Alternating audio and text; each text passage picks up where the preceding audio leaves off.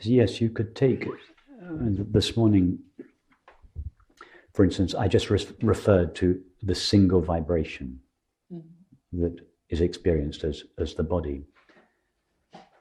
And we probably won't have time this week, but you can do this on your own. You could do a meditation like we did this morning, but adapt it to your needs. And for instance, you could just take the experience of the head. Because the head is the place, one of the main residences of the separate self. The seer lives just behind here, the smeller in here, the taster here, the hearer here, the thinker there.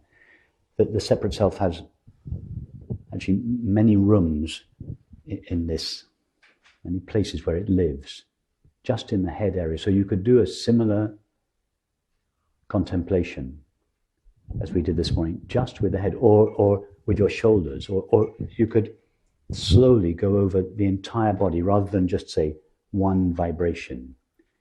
You could go through the whole body, making sure that every little feeling of pain or contraction. So in other words, we could be a little more thorough than we were this morning. Yeah, but there was nothing. Well, there was fine. no. If there's nothing, then no.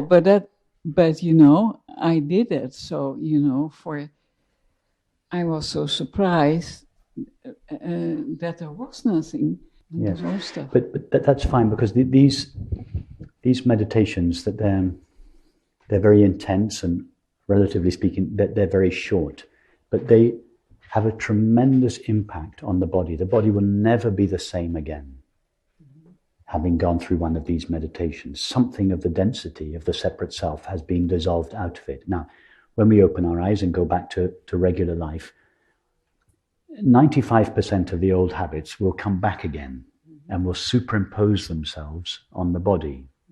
But the body will have been impacted, that it will be a little less dense, a little less contracted. And then we go back the next day, or whenever we feel moved to do so, to this loving contemplation. And again, we dip ourselves into it, into the river. And again, there is a deepening of this process of expansion and relaxation. Again, when we go back to regular life, many of the old habits come back, but the body will again have been impacted. Something of the separate self will have been washed out of the system. And if we do this over and over and over and over again, the body gradually gets washed clean of the sense of separation. But it takes time. This is, of course, a completely unfashionable thing to say on the non-dual circuit. And relatively speaking, it's a process that takes time, and it's a post-enlightenment process. We're not talking about discovering our true nature of open, empty, luminous, space-like awareness. We are starting there. Mm-hmm. We start with this enlightened realization. I don't like the word enlightened. We start with what we truly are. We've already discovered that, or we are close to discovering it, but we've had a taste of that.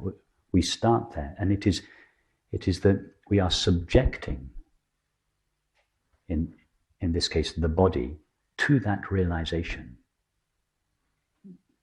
We are realigning our experience of the body with what we have already understood ourselves to be.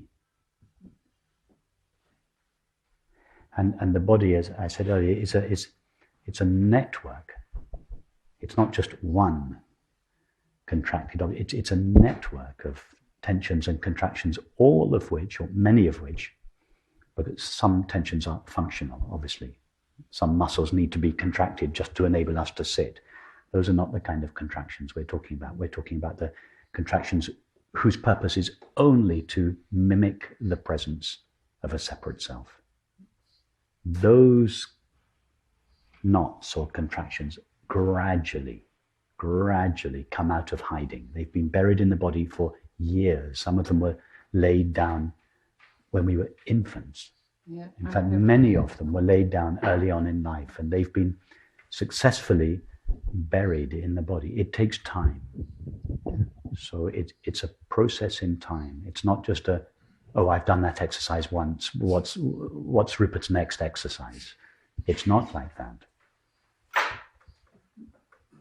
It's an ongoing immersion or an ongoing surrendering of the body to this empty, loving presence of awareness. And it is in the Christian tradition, it's called the Transfiguration. It is the transfiguration of the body-mind.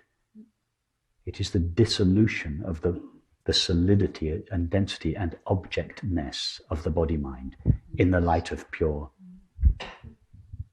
awareness.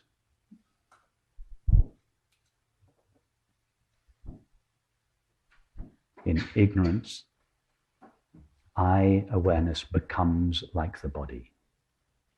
In wisdom or understanding, I, the body, becomes like awareness.